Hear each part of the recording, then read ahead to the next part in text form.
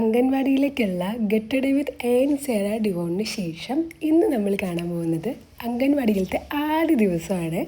അങ്ങനെ ഞങ്ങൾ രണ്ടുപേരും കൂടിയിട്ടാണ് സേരക്കുട്ടീനെ കൊണ്ടാക്കിയത്.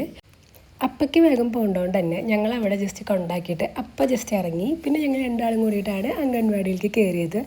ഇപ്പം അംഗൻവാടിയിൽ 2 പ്രവേശനോത്സവം ഉണ്ട്, ജൂൺ 1 നവംബർ 1. ജൂൺ 1 ഗ്രാൻഡ് പരിപാടി എന്നാണ് പറഞ്ഞത്. പക്ഷെ നമ്മൾക്ക് ഏജ് ഓക്കെ ആവാത്തതുകൊണ്ട് തന്നെ നവംബർ 1 തീയതിയാണ് നമ്മളിരുത്തിയത്.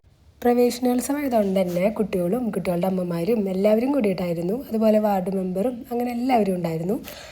ആദ്യം തന്നെ പ്രാർത്ഥനയോട് കൂടി ജസ്റ്റ് തുടങ്ങി. സ്വാഗത പ്രസംഗവും പിന്നെ അധ്യക്ഷ പ്രസംഗവും എല്ലാം കഴിഞ്ഞതിന് ശേഷം കുട്ടികൾക്ക് എല്ലാവർക്കും ചെറുതായിട്ട് ഒരു മിഠായി വിതരണവും അങ്ങനത്തെ കുറച്ച് പരിപാടികളൊക്കെ ഉണ്ടായിരുന്നു. അതിന് ശേഷം എല്ലാവരും കൂടി കുറച്ച് നേരം വർത്തമാനം പറഞ്ഞിരിക്കലും പിന്നെ അവിടെ ഓൾറെഡി ജൂൺ 1 ചേർന്നിട്ടുള്ള കുട്ടികളുടെ കുഞ്ഞു പാട്ടുകളും ഒക്കെ ആയിട്ട് നല്ല അടിപൊളിയായിരുന്നു പ്രവേശനോത്സവം.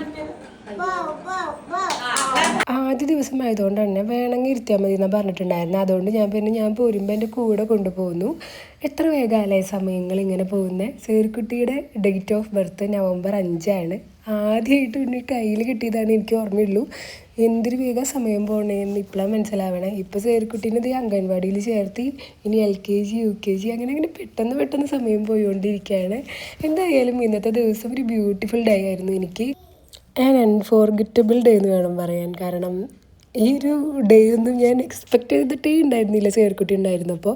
പക്ഷേ ഈ ദിവസങ്ങളും ദേ കടന്നു പോയിക്കൊണ്ടിരിക്കുകയാണ്. അങ്ങനെ ഞങ്ങൾ എല്ലാവർക്കും ഒരു ടാറ്റ ബൈ ബൈ കൊടുത്ത് പോന്നു.